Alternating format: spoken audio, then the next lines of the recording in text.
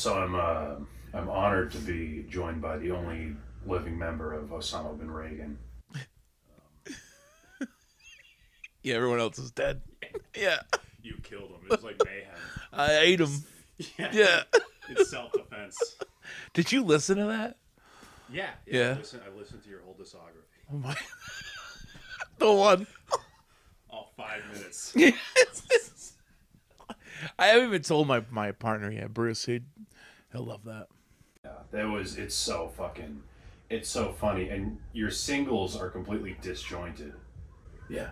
Yeah, because they were recorded, so it's fucked. Because the whole thing's live. Yeah.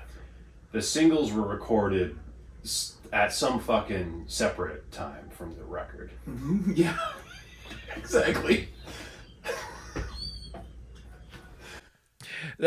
I'm not even sure they were recorded. I think they just birthed into existence. Yeah. It just came out. It's like Once we released the live album, it impregnated the atmosphere. Yeah, and gave birth to singles.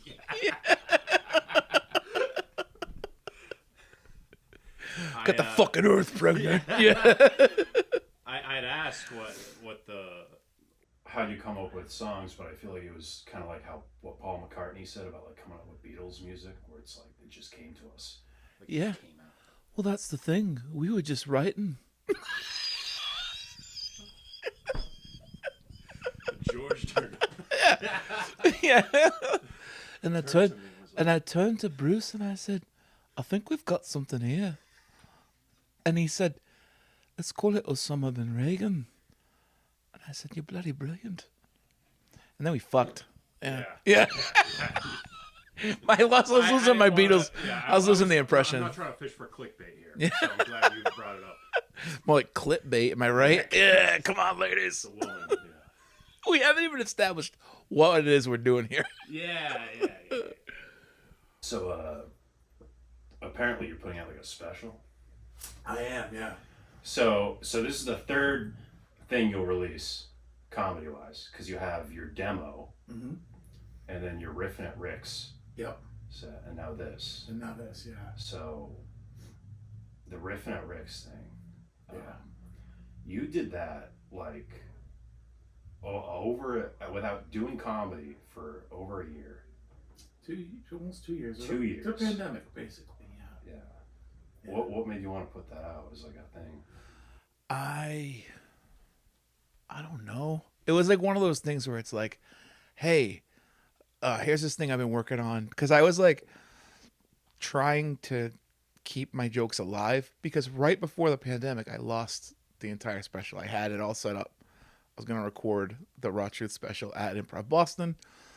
It was going to be naked. So it wasn't going to be filmed. It was just going to be audio, but it was going to be naked show on tape.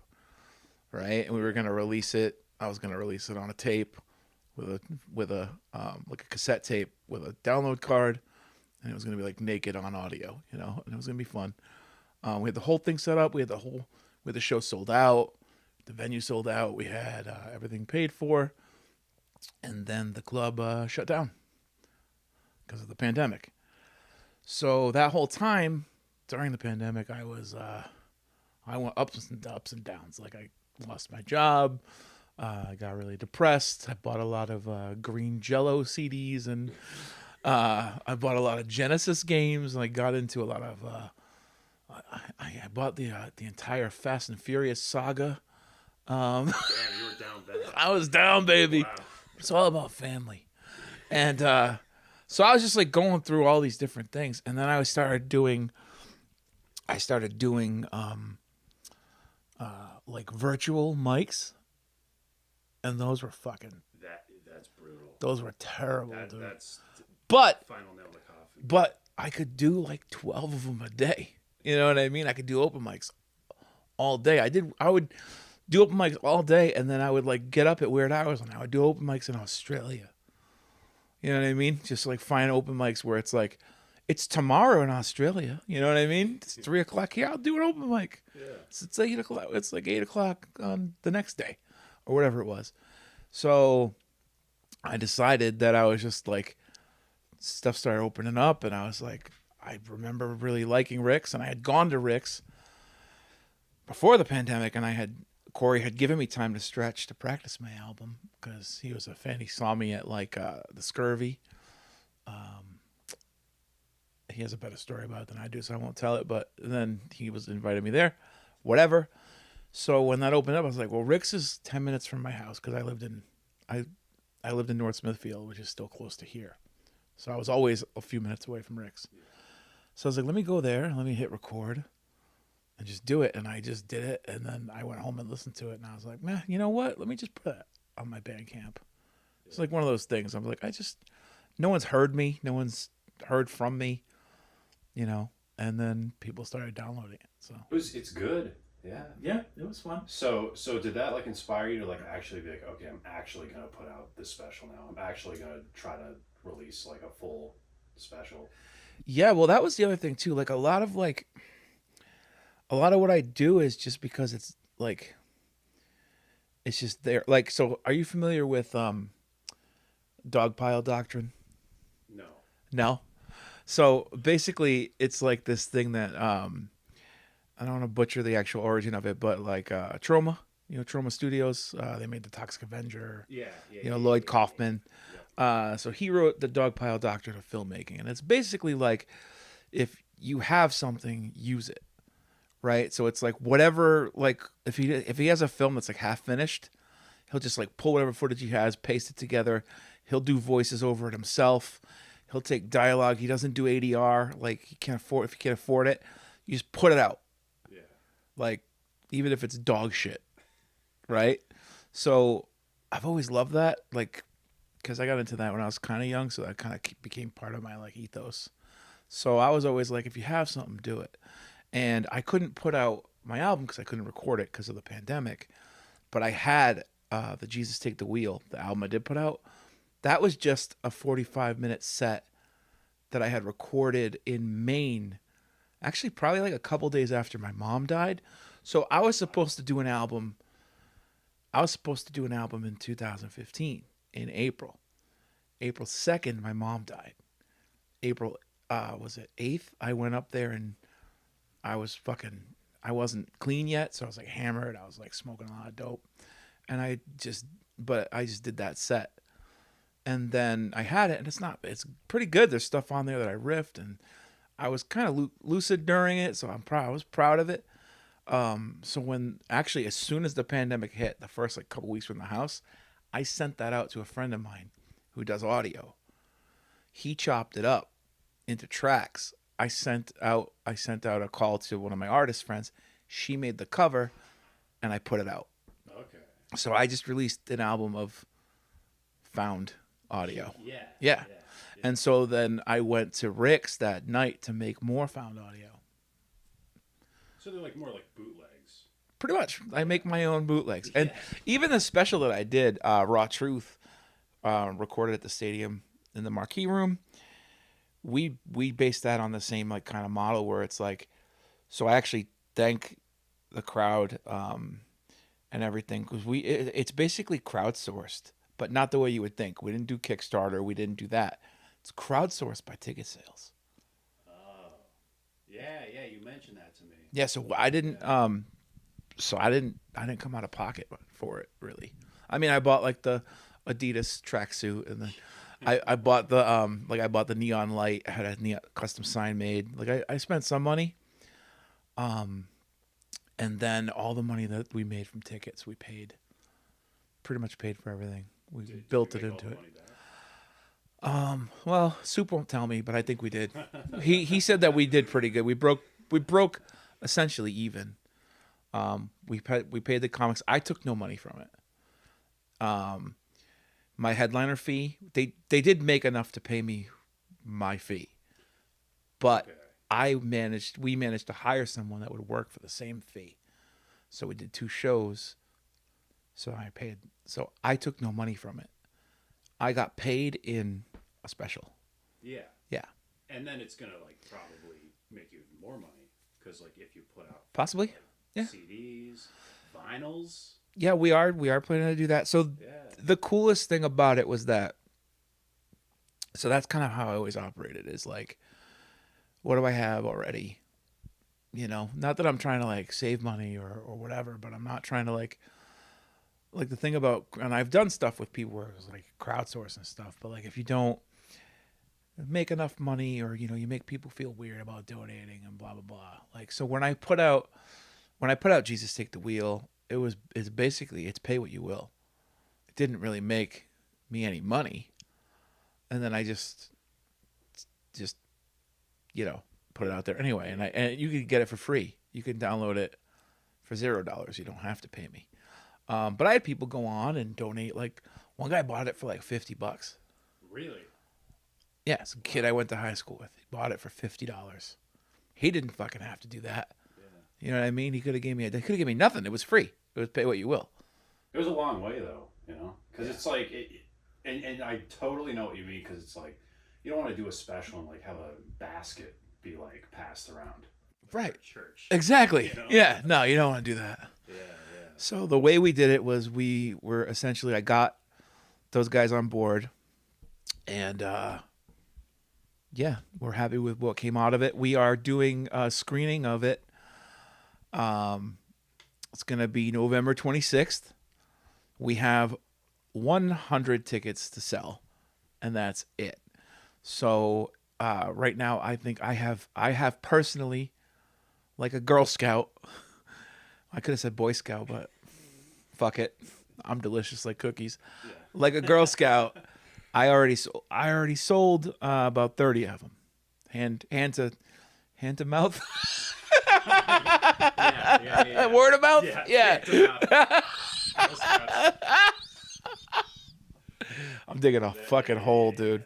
So if you want to see the special on the big screen in 4K, Soup got it in 4K on the big screen at the Cinema Pub, Route 1 in North Attleboro, 7:30 p.m. November 26th. You can shoot me a message on Instagram or an email at Dan Martin Comedy. That's how you're doing it? You're doing it like... Is that really? Like it's almost like a secret thing? Kind of. It's not a secret, but we will be putting out poster art. I have an album cover. I have an album cover for the vinyl. I'll show it to you. Yes, I really want to see it. It won't be on camera. I'll show it to you. Off camera. Yeah, off camera. Hand to mouth.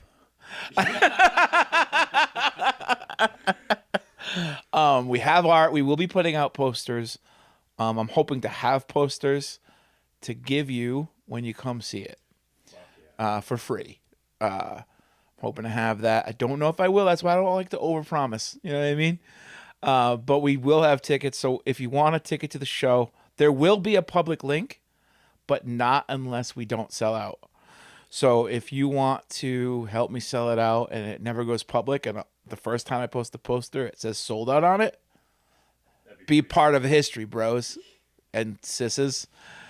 Yeah, you can email. Girl Scouts, Yeah, you can email me at danmartincomedy@gmail.com. Or you could even just, if you put Dan Martin Comedy on Instagram, Facebook, TikTok. I'm on all those. I'm not on Twitter. But, and even on YouTube, my profile, Dan Martin Comedy. So you want to find me online, you want to come check this thing out. Yeah. So what did you do to prepare for this special? Like, how did you get ready for this? I got divorced. Every great special.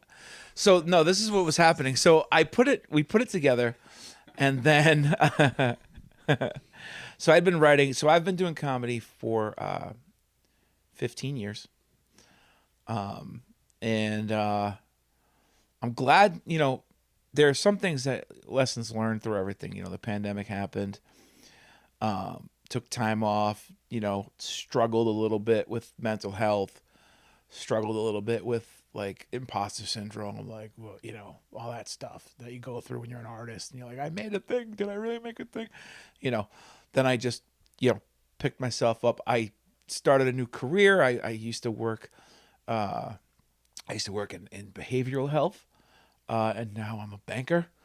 So I had to restart a career. All that was going on.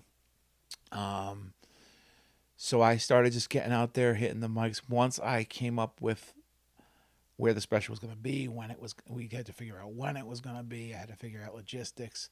Then I started working on the material that I had. I started reordering the material. I was literally, and Corey will tell you this because he was like amazed by it. I was writing material all the way up until the start of the second taping. Wow.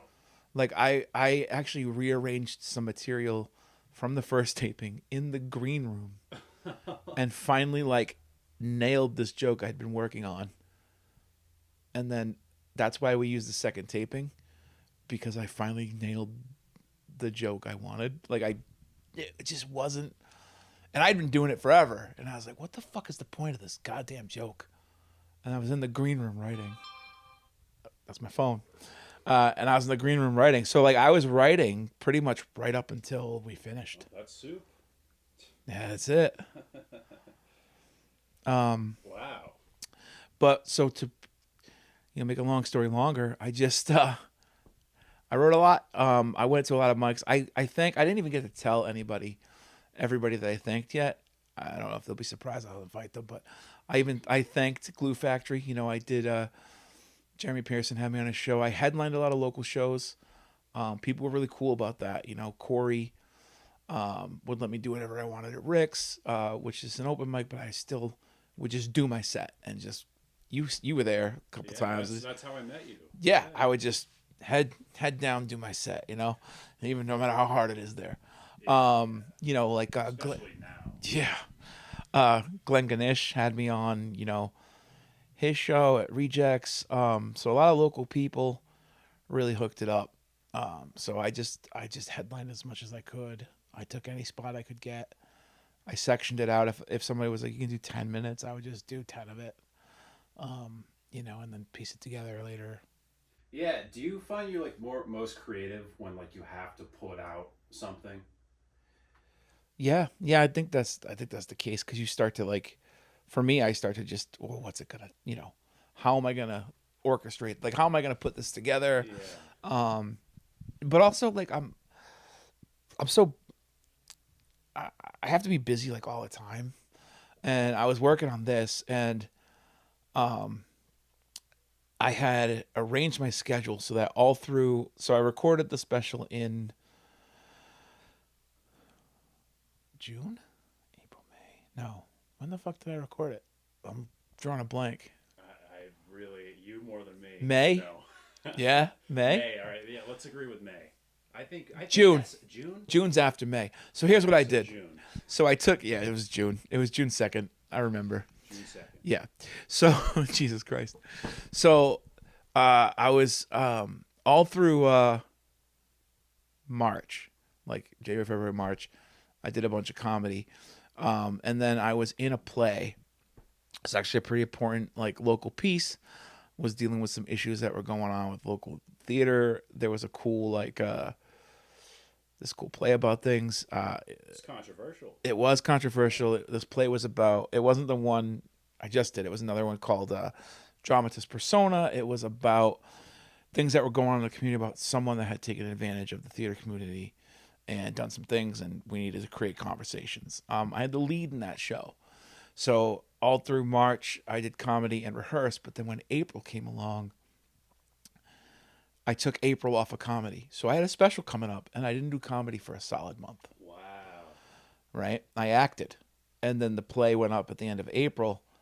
As soon as May hit, like May 1st, actually it was like the end of April, I did a show every night, sometimes a couple. I did a show almost every night through May. Right? The play was over, just did shows. June 2nd, recorded the special. A couple weeks after that, I got a lead role in another play, Pussy and Hanukkah Comes to Harlem. Also controversial for different reasons. Yeah. So I've just been just pushing everything out. And during that show, I got to focus on acting. I still did comedy when I could, and I worked on the logistics of, the screening the special for, watching it, getting it ready, sending out my, takes on it. We did about 3 or 4 viewings before we got it. Just the 3 of us. So I worked on that part and the release and what that would be like. Yeah, I feel like being an actor must really like help with stand up. It does. Yeah. How long have you been acting? Since I was 14. Wow. Just Yeah. in like school stuff? So I've done, well, I started in school stuff. Yeah. I actually started in improv, and I would do improv like in the community in the summers. And I would do theater at school, and then I would do like improv stuff outside of school. And then I started like, then I just started like being in like short films and people's local things. And I've been in a couple movies that are on like Amazon that were made they were like made locally. Yeah. Wow. Yeah. So you started with acting, and then improv, and then stand up. I guess, or I didn't have the balls to do stand up until I was 29. Wow. Yeah. And you were just doing improv and like just theater stuff before that.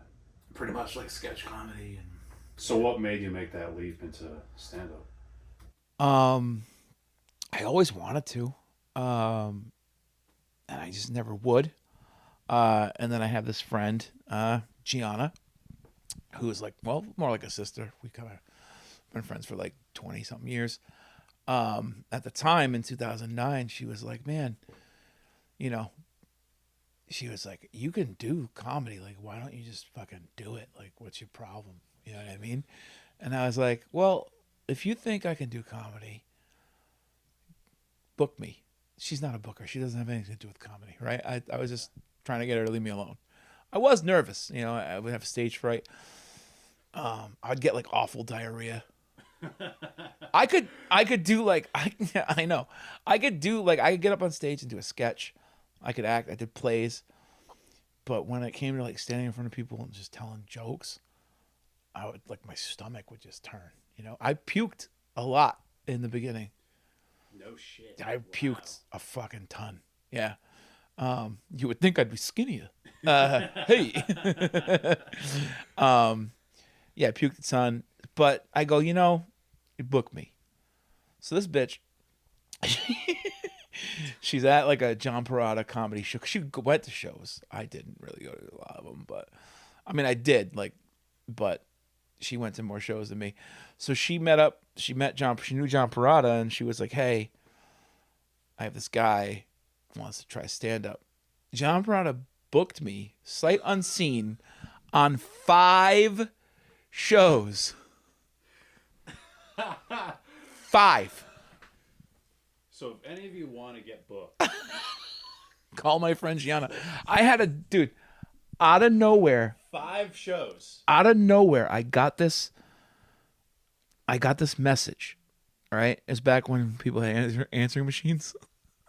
In 2009, I lived in an apartment with my buddy Ryan, and I got this message on my answering machine, and it was John Perrotta. I didn't have any idea who he was. He was like, "Hey, Danny boy," right? Didn't know who he was. "Danny boy, listen, I talked to your friend. I think you'd be good. I think you'd be good at stand up if you want to come. Tell you what, I got this thing here. You come to Asia Grill, then and he gave I forgot what the date was, March 23rd. Asia Grill, was that the name of the it? Asia Grill? Yep, Asia Grill. It's a real place. It's in Lincoln. Come to the Asia Grill. He goes, "Then I got the comedy connection." He goes, "You come this Sunday, come that Sunday." He goes, "I got this place in Cumberland," and he listed 5 shows. And he's like, "You're booked." And then my machine went off, and I was like, I called him back, and I was like, "What?" And then he asked me for my address. He literally sent me a fucking manila envelope with a packet of flyers, like holy shit, like plaster on the wall. Flyers, tickets, free tickets. He's like, "Listen, it's 20." He's like, "It's $20. I'll give you $7 for each person you bring. They say your name. We'll eat some fucking meatballs. So that's it, man. That's how I started. Was that your first gig ever at the Asian Grill? Asia. Yes. Yeah, pretty much. Wow, some marketing geniuses. I know. That's all they make is Asia. That's all they do. I saw I passed a Chinese restaurant the other day that said Chinese food 3. I didn't see the first 2. I don't know if I'll get this. I've only seen the fucking third. It's like, Where's the rest of the trilogy? I don't think I'll get this one. Yeah. Let me start with the first one. I'll work my way Is there up. a place I could stream 1 and 2? Yeah. They're divided up, you know. You have to. It's a lot of subscriptions.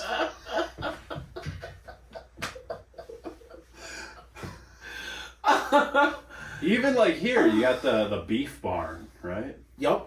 Which that's like kind of a cool name. Pretty cool. I mean, Yeah, beef barn. this is where the beef is in the barn. Yeah. If You can get you ever chicken wanna- there, which is confusing. That is so. It's like a.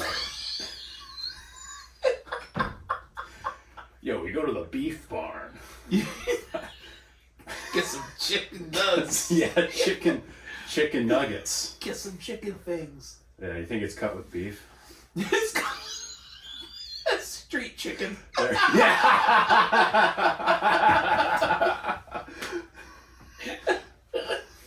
That shit's laced with beef. Yeah. Yeah. You know, they've got beat out the ass over there. They're just trying to fucking get rid of it. Yeah, dude, it's no good. I I was at work today and somebody was like, how come they have chicken nuggets but not turkey nuggets? And then somebody else goes, well, they got like veggie nuggets. yeah. And then somebody else was like, but vegans don't eat turkey nuggets. And then this whole conversation broke out. Yeah, because it's like, what is a nugget? What is a nugget?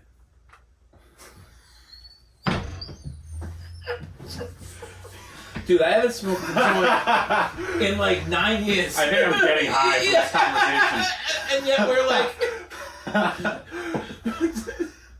contemplating chicken Yeah, nuggets yeah. with a recovered addict.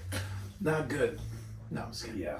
Yeah, man. Yeah, I should have known. I just assumed, like, because I feel like sometimes people just have alcohol Yeah. on them. I know, you're like, you got any alcohol?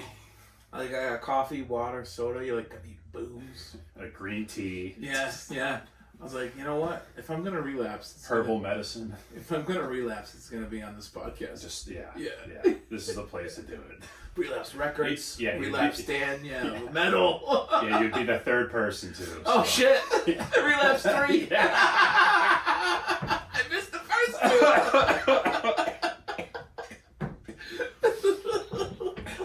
So that wraps up now.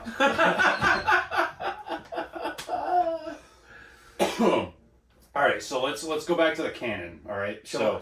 so that the Asia Grill that was your first show First show. ever. So what did you do, like 7, 5? Dude.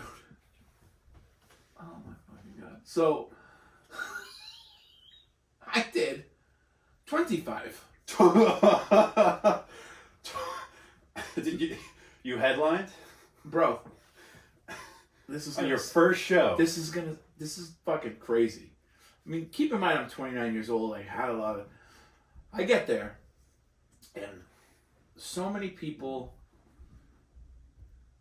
I wish I had someone to corroborate this, because when you talk about yourself, you sound like a fucking asshole. But I was a popular, funny guy for a while, because you've seen my comedy. I improv on stage. I still use improv. You riff. I riff.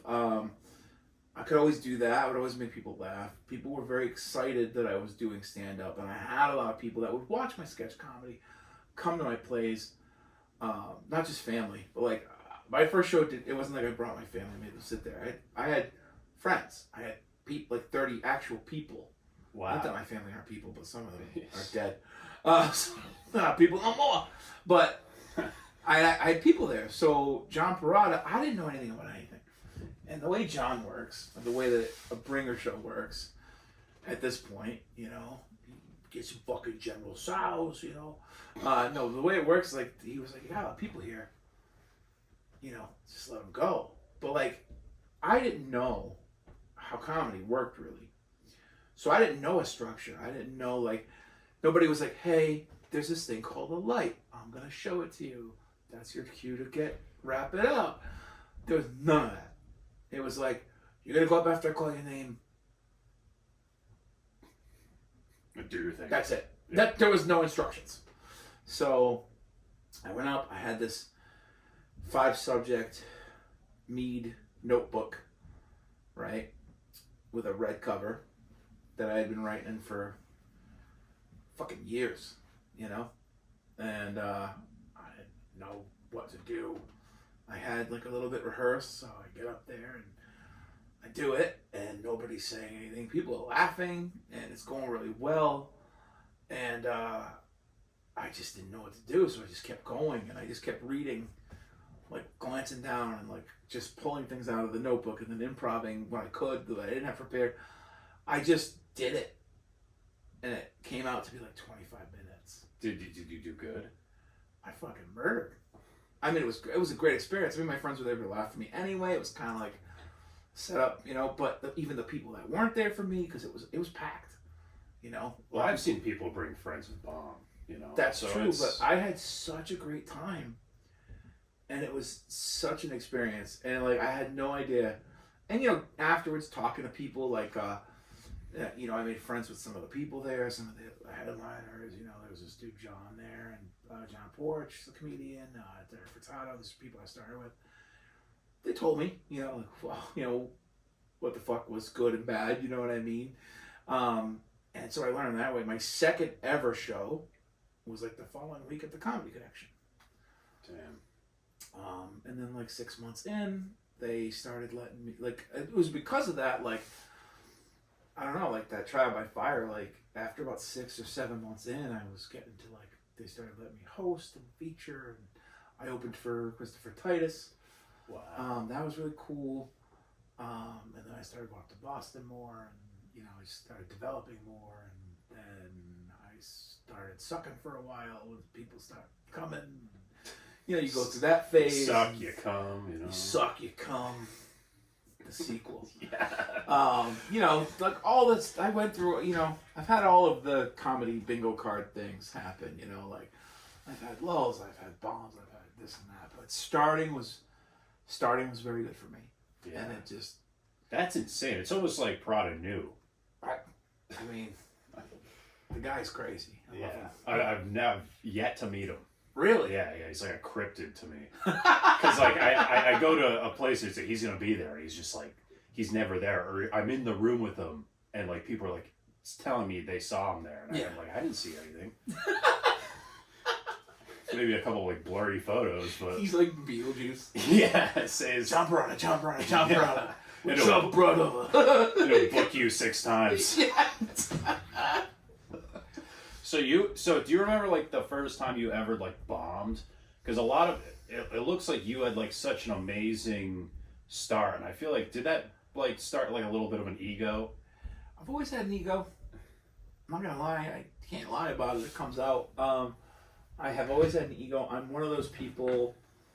I have extensive conversations with both of my therapists about this, but when I watch myself, I can watch it as if, like, some people just can't watch themselves or whatever they say. I like my comedy almost as an extension of myself. So when I watch myself, like I watch my special, I'm like, I would watch this if I wasn't me. And would I watch this if I wasn't me? Yeah. So I'm making comedy. I sound pretentious a lot, but I am making what I like. And that's how I approach my art. So I've always been able, like, if I draw, I do improv, and I do comedy, and I act in movies, and I'm like, is this something I would watch if I wasn't me? Is this an approach I would like an actor to take if I wasn't me? Is this a thing I would do? I'm making it for me, for others. Yeah, I feel like that's like mentally healthy. You think so? Do you agree? Yeah, because like, a lot of people are like fucking narcissist, you know? Yeah, well, like laughing at your own jokes. Yeah, Piece well, of shit. Well, sometimes like I'll watch my own shit and be like, who the fuck's that piece of shit on stage? And like sometimes I will laugh at myself because it's like, you know, I can't believe I did that. I can't believe I said that thing with my voice and it made like 30 people react. That's a cool feeling. You know, it is cool. And that's not to say that I haven't looked at it and gone, ugh. I've watched myself make people laugh and still not like the joke. I'd be like, I've been there. I don't like that joke. Why did they like it? I'm cutting it. You know? Or interesting. Watch myself or listen to myself bomb and go, if I were that audience, I wouldn't have groaned. I would have left. You know what I mean? Like, yeah. God bless them. You know? Stuck it through, yeah. Like I can objectively watch myself, which I I think is even the rough tapes, because that's something I just can't. Yeah, I could object because I'm watching it like, if I paid money for that, what the fuck? Yeah. You know? So I'm like, quality control for my own shit. So it's like, I find that's how I approach everything. So I've been working on the thing where it's like, because a lot when you start, I feel like it's like it's fucking the room, you know, it's them. But as you keep going, I feel like you start to realize like maybe you could, do a little better. Yeah, it's always you. You learn that later in life. Yeah, and it's like, dude, I had like maybe the worst set of my life last night. Yeah. I was dressed as Bigfoot.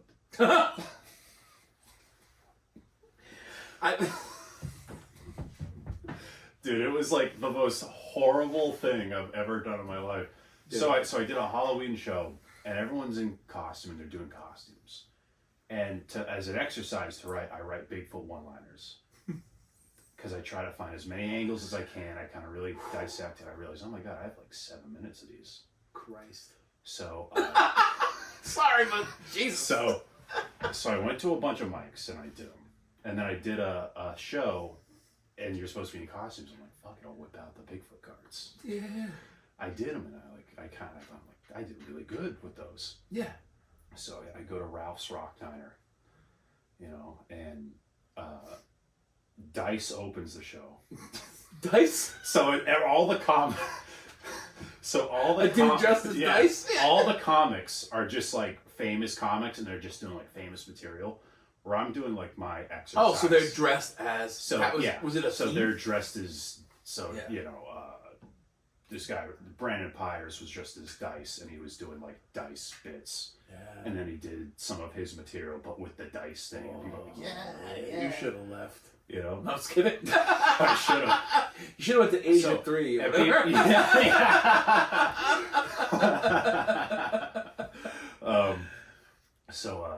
I'm putting on a gorilla suit, and people are doing like other shit. I'm like, all right, that I've never bombed with the Bigfoot stuff. I've done it at 3 shows now. I can do this. You got this. So I go up and I'm like, so Bigfoot's in the news.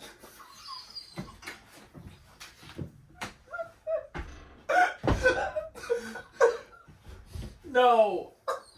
Okay. I remember there's this woman for the whole 7 minutes just shaking her head.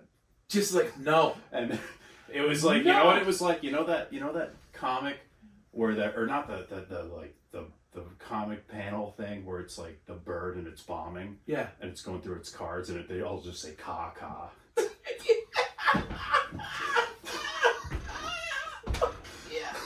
Yep. So terrible. It's like, my hands are sweating. I'm like, eyewitnesses in Missouri. You give it a news report. You're like, it's gonna. I have a punchline, lady. Stop it. That was like the longest walk to the car ever. Because I'm walking the car as a gorilla.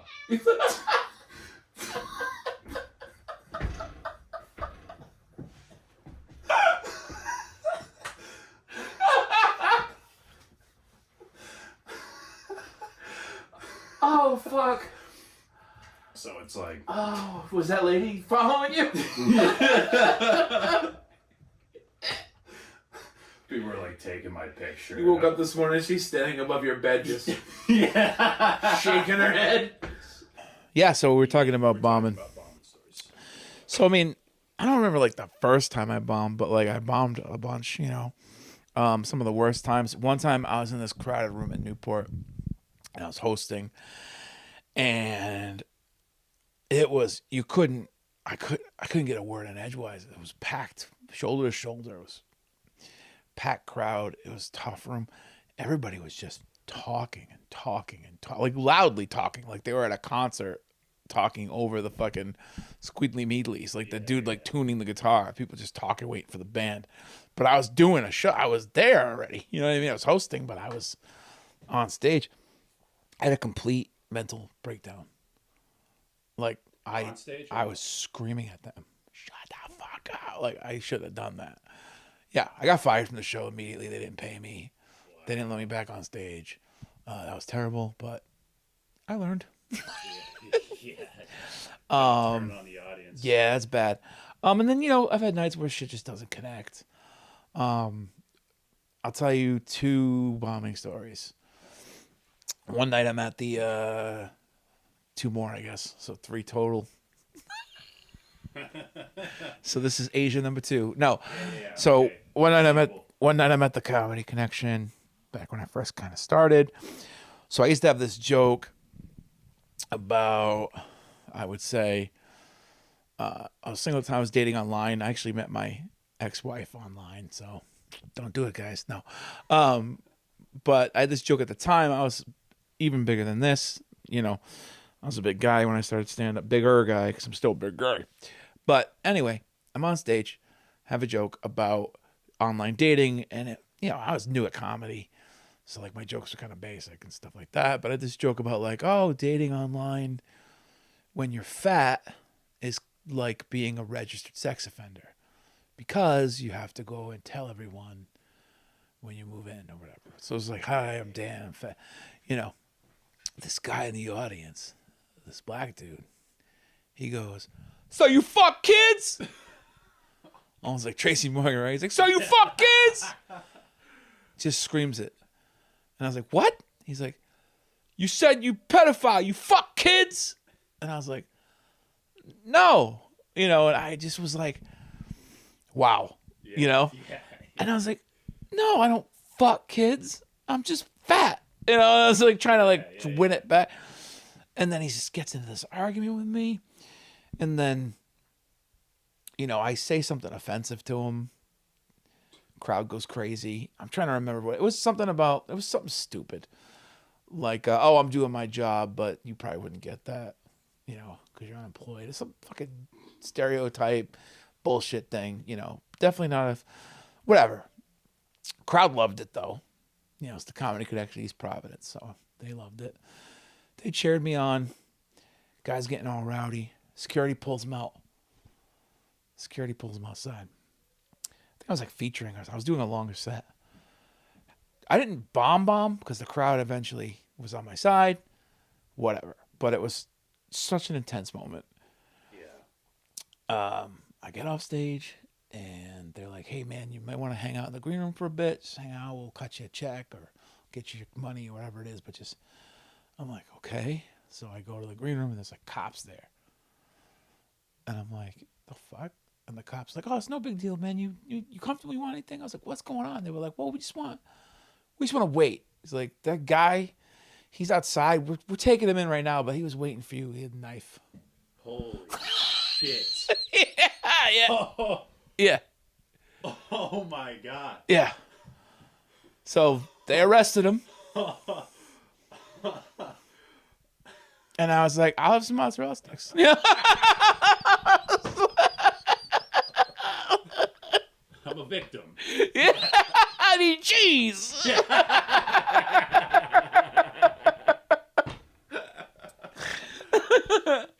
That must have been the most like the worst heckler I assume you ever gotten. That was wanted to stab you. probably one of the worst ones. Yeah, wanted to take your life. Yeah. The other heckles I had were fun. Yeah. Had a woman propose to me while I was naked. Oh yeah. At Improv Boston. That was a fun heckle. Yeah. Had a guy yell out that he was born without an asshole. And then I made him come tell the story. You know. Yeah. It's a whole thing. I looked it up. I forgot the name of the condition, but you can be born without it. They put one in. Like, So you just poke it. like shooting a beer. Breaking open the fucking keg. Yeah. Hitting it with a fucking screwdriver. Yeah. But yeah, that was scary. Wow. That sucks. Yeah. To be. Well, I'm talking about to be born without an asshole. Oh, But yeah. But being like almost killed after a set is up there too. Yeah, I don't remember farting as a baby, but I'm sure it's the first thing I did. Yeah. You know, not to be able to do it. Jesus. Yeah, that would just all stay inside you. I don't know what the fuck God was thinking. He forgot to twist it at the end like a joint. You know? Yeah. He forgot to pinch it. Making us do it, you know. baby wasn't fully rolled. Yeah. And you know it. That was fucking canoeing. Yeah.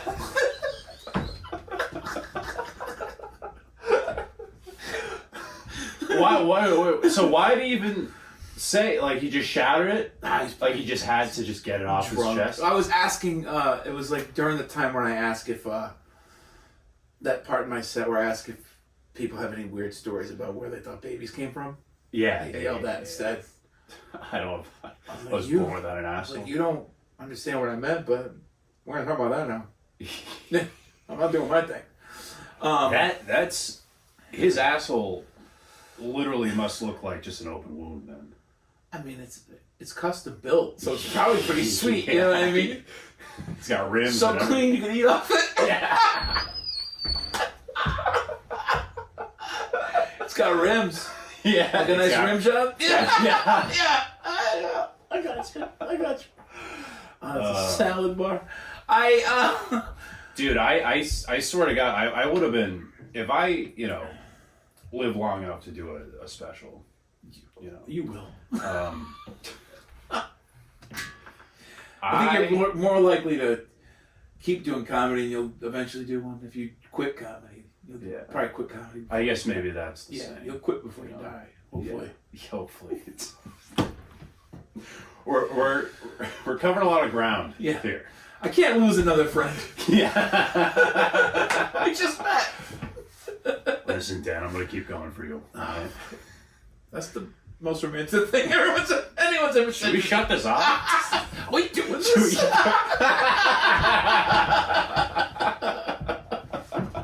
Fuck yeah, bro. I feel like because there's so many times I have such shitty tapes because like it's the classic thing where like you're like, I'm just not gonna record it, and then you have an amazing set, and then everything aligns, and there's like recording gear and shit, and you're like, fuck yeah, and it's gonna be a good crowd. You go in, and it's someone going, I don't have an asshole, or dude, you fuck kids. Yeah, or even worse, I do now. I mean, you have any kids? Like, you put that out there. Yeah. Oh, fuck, man, don't put that in the world. Dude, I did the Bringer Comics, and they film your set, and it's at like a comedy club. And this was like, I was like 4 months in, so I'm like, here's my fucking tape. Here's my tape, bro. Here's my fucking tape. So real so club, I start, bro. I'm like a minute in, and one of those fucks with a scooter comes in, and I guess they were trying to back into the aisle or something. So most of my set is just like on the camera. Yeah. And I was like, here's some banter. I'm like, did the forklift come to see me? And like 4 people laugh, but then I start my next bit, and it's like beep, beep, beep. Like it just happens the whole time. Like I'm like fucking learn to parallel park, you fucking piece of shit. Drove 2 hours for this. Probably took them longer to get there. Yeah. What do you think the horsepower is on that thing? Yeah. Took me 4 days. Yeah. Fuck, man. Yeah, that's. Yeah. Well, this is gonna be exciting, man. This special, and I'll definitely be there for the premiere in a movie theater, 4K. Super excited. So exciting. Do we have time for my last bombing story? Yeah. Oh yeah, we have plenty of time. I know you were trying to go to Rick's. Yeah. What time is it? I don't know. 7:53. But I want to tell you this story because the show's not till 8:30. Yeah, it's fine. So one of the worst times I bombed, I made a bunch of money. So I'll tell you the story. Okay. So I got hired for a private gig. Those were always weird. I don't do them anymore because of this. Like gig salad stuff. Yeah, I try not to do private gigs anymore because of this. I will for people I know. I actually became more I became ordained. I'll do weddings. Sometimes I'll just do it for free for a friend or whatever. But like backyard shows. But like private gigs, like private comedy gigs, it's always so weird, right? Depends on the venue. So I have to really know what's going on. So I got booked by this guy. He was probably my age now. Like I'm 43, so he's like in his 40s. I was younger, obviously. He was the son of some old guy who was like a member of like, they were like members of this like Moose Lodge type thing. And they were having a Christmas show. Right. And I don't know if you know this, I do a Santa thing. So like I do it for the kid. I do it for kids. Like I've, some friends that own, I have some friends that own like a tour company, and I went and did it for them. I volunteered and I did it for adults with special needs. I played Santa at a Christmas party. How long have you been doing that? A few years now, like probably like 7-8 years, maybe a little longer. And I have the Santa suit. So one day I wore it to the pub on Park, and I did kind of like a Santa just got out of work. He's gonna try stand up. So I went up as my improv game is strong. So I went up as Santa and I did a set. Fucking killed. It was great. And so I started doing it. Comics would ask me to come do it. Actually, Jimmy James just last year built a special around Christmas at Askew and had different comedians doing different things. Like Nicole Claire played like John McClane. I did Santa. JB did Black Santa. It's really funny stuff. So I do it. You know what I mean? I do stand up as Santa. Whatever. Goes pretty well most of the time. I just do a character. But so I hired this guy, saw me doing it, and he liked it. So he's like, hey, my dad, he's a big comedy fan. It's his birthday. We're doing this Christmas birthday show. We've got they had like a big band, like a big swinging fucking Christmas plan. Wow. They had like horns and shit. Fucking the band. All this, it was not people wearing suits, like tuxes and suits, like these Moose Lodge motherfuckers, like these cigar smoking old guys. Sounds like the only thing it's missing is you. At that point, bro. Mm-hmm. So I was like, sure. I asked for a ridiculous amount of money, because private gig, all this stuff. He's like, Ed, let me finish. You'll see what I did. So he's like, yeah, this would be great, So he met my price. My dad's gonna love it. And then he was like, I think we should do like a roast as Santa. They'd be really funny. He goes, and there's this guy there, he's like an old lodge member. He's Jewish, so it'd be hysterical if you roasted him as Santa. Right? Comedy, baby. Roast the Jewish guy as Santa. How funny, Christians, Jews. So I'm like, whatever, give me some information. You want me to roast some people? I can make a nice and naughty list, and I could do a whole thing. And I prepared for the show. Like, I wasn't, you know what I mean? Like, and so I got it ready. I got there. I put on the suit. They brought me out. I think I did like 6 minutes total. Here's what happened. I got on stage, and I have like stupid jokes to say. I'll be like, start talking about. I don't remember all the jokes I did because whatever. But I have like I have this one thing where I'm like, I love the kids. I don't have any kids of my own. You know why? I got snowballs. And then it's basically a street joke. So but I'm in character. So I'm like, I got snowballs. And then usually people don't laugh, or they do, and I just go, snowballs, and I'll repeat it, and whatever. My fucking comedy friends think it's hysterical. Yeah. Like, they weren't into that. So then I started like doing jokes. I was like, oh, let me do some jokes like as Santa. So I like rebranded some of my fat jokes as Santa fat jokes, and I'm trying to get them in there. They just weren't. They were so old. These people were so old, and it was like rough. So now I'm like, well, let me do the roast thing, right? Because let me just incorporate. And how into your set were you when you decided to do the roast thing? I was like 5-6 minutes in. And what were you scheduled to do? Like I was supposed to do like 30, 35 minutes. Yeah, I was supposed to do a full set as Santa, the whole thing, So then I'm like, I'm trying to get the band involved. So before I do the roast thing, I'm like, let's do a Christmas song. Oh no. So I thought it would be funny if they would play. They wouldn't do it. They wouldn't fucking do it. Would they just stare at you, or were they like... Nothing was... Everybody hated me, dude. Wow. Everybody. So I'm like, I don't know what to fucking do. So I'm like, let me do what I got paid for. Because that's the thing. I already got paid, right? They handed me a check when I got there. So I'm like, well, let me try something. So I'm like, let me go into the roasting. So I start trying to get into the roasting. I start calling people out, right? So I call him, like, the Jewish guy's got a hit. You know, he's a favorite here. Everybody loves the guy, right? Right? Like, you know, you start making fun of him. You get him on your side. Great. You're going to get everybody. Everybody loves the dude. So I start fucking laying into this Jewish guy, dude. This Jewish guy I never fucking met, dude. I'm calling him out by name. Calling him out by name, dude.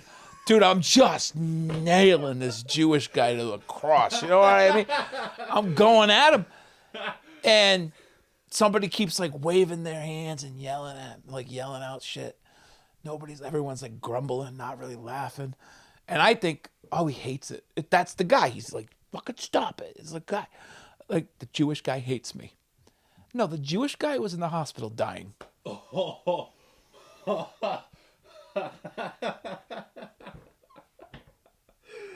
And nobody told me he wasn't going to be there.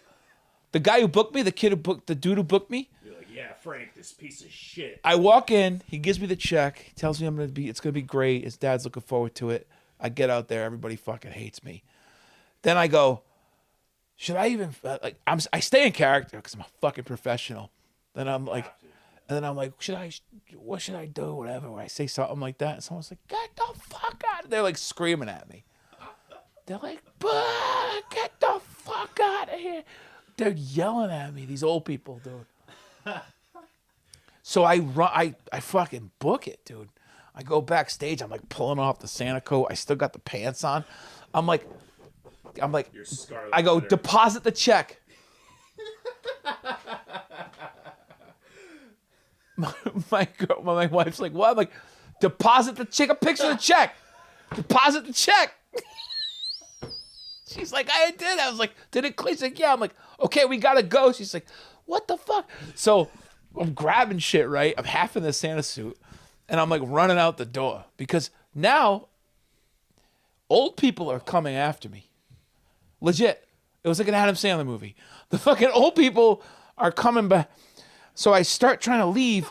This old woman steps in front of me, and she goes, you better get the fuck out of here.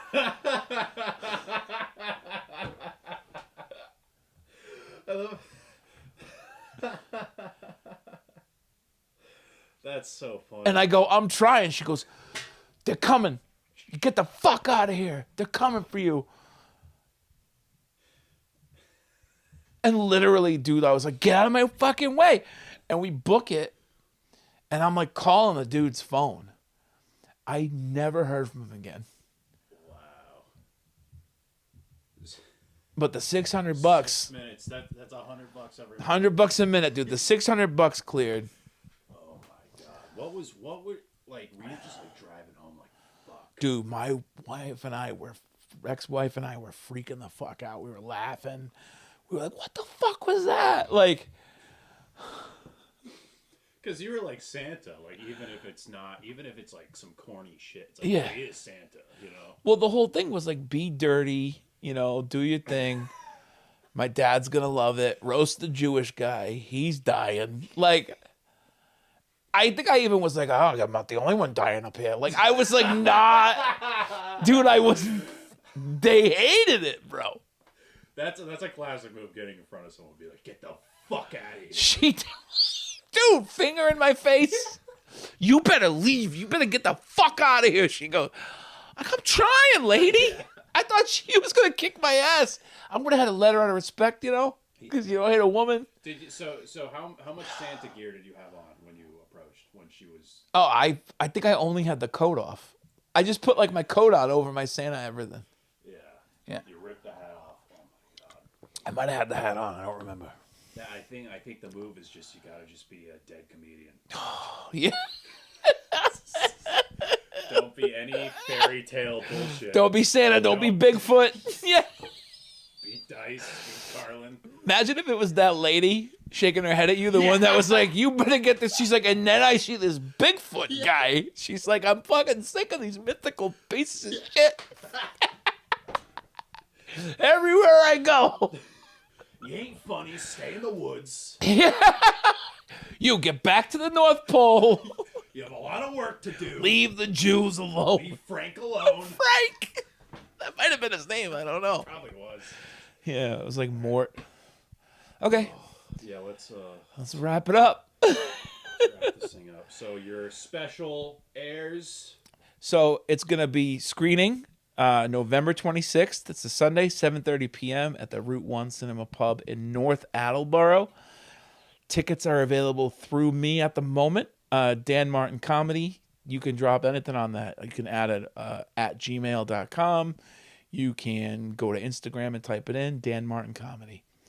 Instagram, Facebook, YouTube. Find me online, TikTok. You can see videos, clips of my comedy as well. Hit me up if you want a ticket early. Otherwise, hit up the sites to find the links when those are up. And then we're not announcing it yet. The special will be online, but we want to give people a chance, 100 people a chance to see it first in the theater. Awesome. Yeah. Dan, thanks for doing this, man. Yeah, dude, thank you. This is a blast. Yeah. I'm Brandon Battick, and this is Disturbing the Priest.